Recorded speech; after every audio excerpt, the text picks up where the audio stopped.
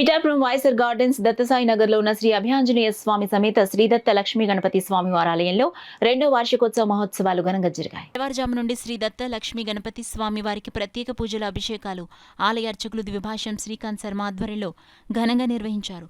రాష్ట్రంలో నూతనంగా అధికారం చేపట్టిన ఎన్డీఏ కూటమి పాలనలో రాష్ట్రం సుభిక్షంగా ఉండాలని జనసేన పార్టీ పిఠాపురం నియోజకవర్గ నాయకుడు బోనం పరమేశ్ ఆధ్వర్యంలో గణపతి హోమం, మృత్యుంజయ హోమం, లక్ష్మీ గణపతి హోమం తదితర కార్యక్రమాలు నిర్వహించారు.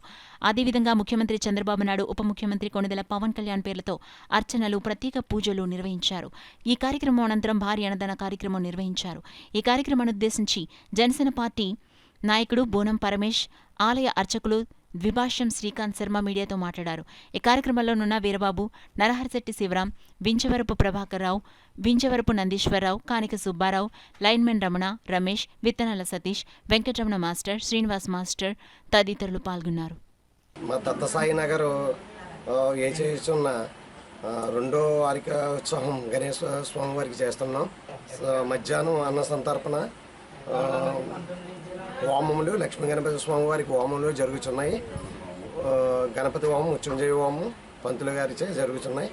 ఇది కాకుండా ఈ పిఠాపురం నియోజకవర్గానికి పవన్ కళ్యాణ్ గారు ఎమ్మెల్యేగా నగరం ఆయన మంత్రిగా తీసుకోవడం మేము ఈ పిఠాపురం జనం చేసుకున్న పూర్వజన సుకృతం అని భావిస్తున్నాం.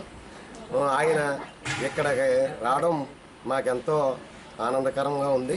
రాష్ట్రం సుభిక్షంగా ఉండాలని మన పవన్ కళ్యాణ్ గారికి, చంద్రబాబు నాయుడు గారికి శుభాకాంక్షలు. వైఎస్ఆర్ గార్డెన్లో దత్తసాయి నగర్లో వేయించేసి ఉన్నటువంటి శ్రీ అభయాంజనేయ సహిత లక్ష్మీ గణపతి దత్తాత్రేయ స్వామి వార్ల ఆలయం యొక్క రెండవ వార్షికోత్సవం సందర్భంగా భక్తులందరి సహకారంతో కమిటీ పెద్దల ద్వారా ఈ రోజున ఉదయం నుంచి స్వామివారికి ఉదయం 7 గంటలకి ఋత్వికులచే ఏకాదశ రుద్రాభిషేకము, అనంతరము స్వామివారికి సహస్ర గరిక పూజ, తదనంతరము లక్ష్మీ గణపతి, అభయాంజనేయ, శ్రీ దత్తాత్రేయ, సుబ్రహ్మణ్య పూర్వక ఆదిత్యాది నవగ్రహ మృత్యుంజయ మహామంత్ర హోమము జరుపబడుతోంది.